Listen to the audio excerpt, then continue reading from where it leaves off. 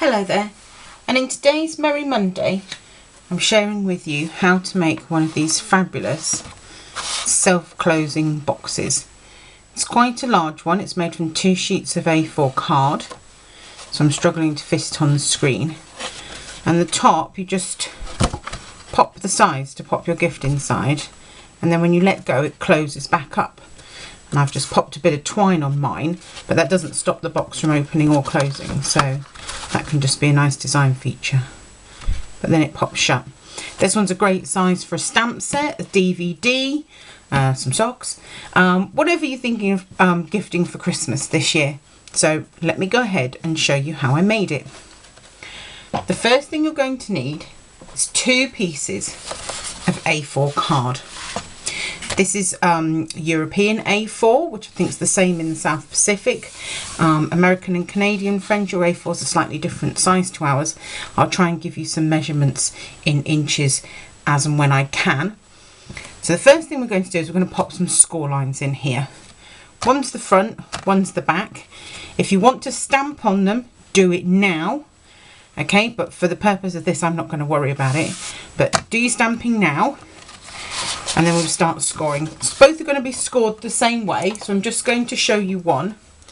You're going to need your paper trimmer, and I'm going to struggle to get it all on the screen, but I'll do my best. I've got my scoring tool, the pale blue one, and the first thing you're going to do is you're going to pop the right hand side in to the trimmer. If you're on metric, pop it in at 1 centimetre. If you're on imperial, go for 1/2 inch. And just score all the way down. I know you can't see, but I've gone all the full length of that A4 card. Now turn the card through 90 degrees. So this is going to be the top edge. That's my side seam. That's what's going to stick the two together. So I've got that at the top now. I'm going to score along the top for that self-closing part at 1 inch or 2.5 centimetres. Let's go the full length of the card there. And then pushing the card all the way through to this end. No, I'm going to flip it round. Turned it all the way round because my measurements don't go off that side. So that side seam's at the bottom now. We're going to do 2.5 inches, which is about 6.5 centimetres. Okay, so now our piece of card has a 1 centimetre or 1/2 inch score right down the right hand side.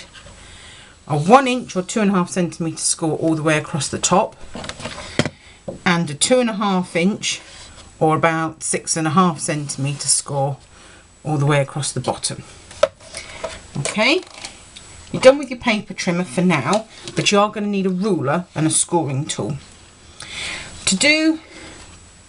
To get these angled parts that give the box its self-closing mechanism, I'm not going to use the trimmer for that. I find it a bit fiddly. I'm just going to use a scoring tool and ruler. The bottom of the box, if I try and work with the card sideways, maybe you can see better. This is going to be the base of the box here, and there's the side seam to join them together. So we need a V score coming from this score line corner to the centre of here, and from here to this score line corner as well. So the middle of here, if you're on metric, you're going for 10 centimetres. If you're on imperial, you want 4 inches. So just mark that across that score line with your ruler. And if you want to be able to cut your bottom really nicely later, that sounded a bit odd, didn't it? Mark the bottom at 10 centimetres as well. Okay, that'll just help you keep a nice straight line later. So we now need to join this mark up to this point. The point is the edge of the card at the 1 inch score mark. Okay, I'm doing my best. My tripod's now getting in the way of my ruler. So like that on the diagonal. I don't know how well you're going to be able to see it. So from where that 1 inch score line meets the edge of the card, down to that centre point, and then from the centre point up to where the 1 inch across score meets the 1/2 inch down score. Okay, so that cross point just there, score again that way, like so. Okay, so now, I know it's sideways for you guys, but you should have a lovely big V right across the middle of your card. And you need to go ahead and repeat that for your second piece of card. So I've gone ahead and I've repeated those score lines on my second piece of card. There's not masses of cutting you have to do for this box. It's actually quite a good one. So you're actually going to keep that top little tab corner because obviously you need that for the self-closing popping bit. You don't need this little rectangle though in this bottom corner formed between the base and the side seam. So you can go ahead and cut that out and we'll get a shot of that. Like so, and do that on the other one.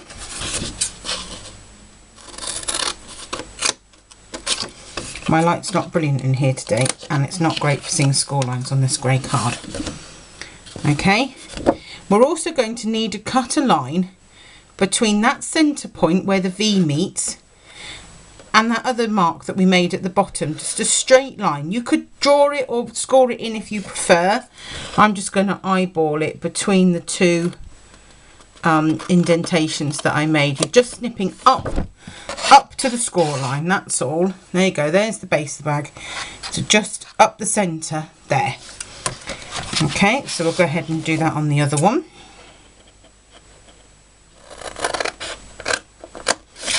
Okay, there we go. It's going to be the bottom of the bag, so nobody's going to be looking down there, so it doesn't have to be perfect.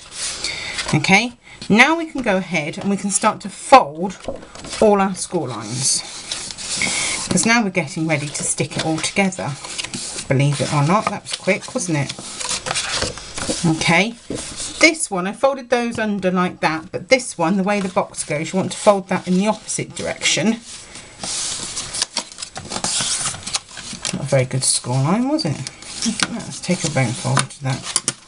Okay, and then the V's, they go downwards as well. They can be a bit tricky, but there you go. If you've done that centre cut line first, that makes them easier. Okay, there they go. You can see how the shape of the bag is now starting to come together. So go ahead and do that on the second one. Here we are. So side seam in, two bases in, top self-closing flap out, and then the two diagonal seams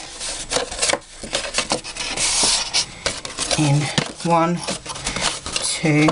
I've made these with 12 by 12 pieces of card. You can make them with smaller pieces of card. The principle's exactly the same.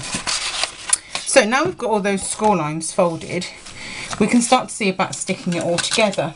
There isn't masses of gluing needed either.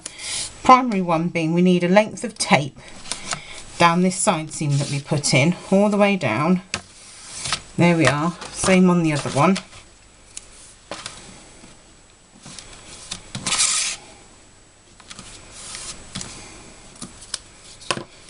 Okay, and then we can use that to stick the two pieces of the box together.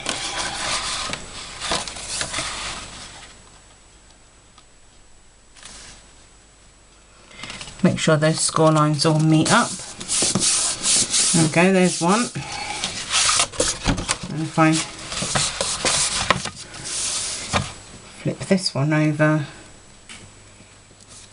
oh, come on, there we go. And then this one comes down over the top.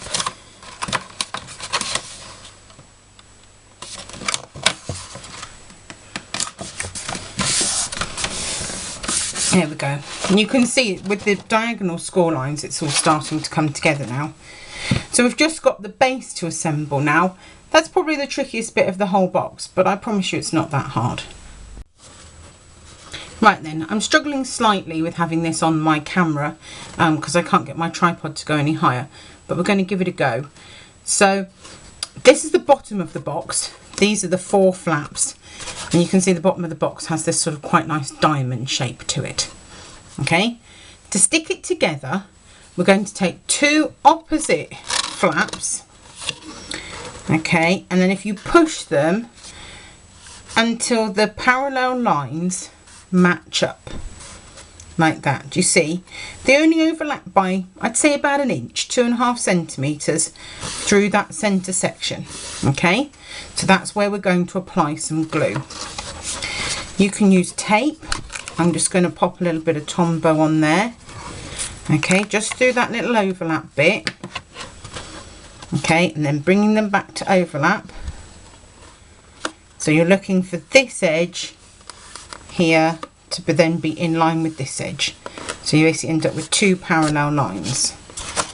And then when you're happy with that, you can pop your hand inside the box and give these a good press down. Haven't really put enough glue on mine, but there we go. Right, so we've got those. You can see that makes a nice parallel line now. But you can see we've got a corner here that gets in the way of us doing the same with these opposite flaps. So these bits I've got to come off. Okay, this is the fiddliest bit and it's not that bad. Okay, simply turn it over, fold this flap up out of the way. Okay, and then just whiz along there with a pair of scissors, using that edge as your guide. There you go. Got a triangle piece. We've whipped that off now. There you are, and it's gone now, and that one will be able to fold over the same as before. So we do the same on this opposite one. So push that up out of the way, and then with your scissors, using that edge as a guide, just whiz that off. There we go. Don't need that. Okay, back to the bottom of the box now. Okay, and you can see we've got this lovely diamond shape. We've got 2 more flaps. They need to come over in the same way as before, joining up the parallel lines. Okay, they only overlap there, but obviously this bit can stick all onto here now. So if we pop some glue all over here like so, let's stick that one down, and then we've got that bit of overlap, and then all of this triangle as well. Let's bung some on there like that. Okay, and then we can fold that one over as well. And again, give it a good press from the inside, make sure it's all stuck down nicely.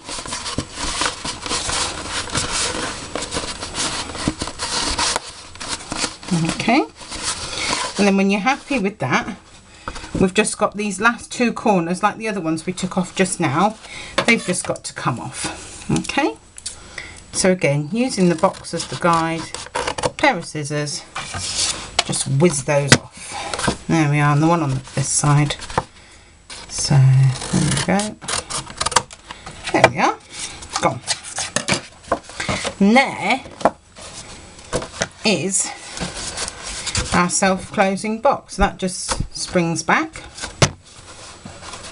Doesn't terribly fit that way. And you've got this lovely diamond shape, good sort of shape and size on the bottom, a bit skinnier up the top, but I reckon there's plenty of gifts you'd be able to get in there. So here's my decorated one again. I just used a little Christmas motif on the bottom before I assembled the box. And then I made up one of these little Merry Happy Christmas labels with the lovely reindeer clips. And then tied a bit of cherry cobbler thick baker's twine around the top, just for a bit of added effect. So I hope you like that self-closing box and you've enjoyed today's Merry Monday. And I'll see you again here next week. So thanks for watching.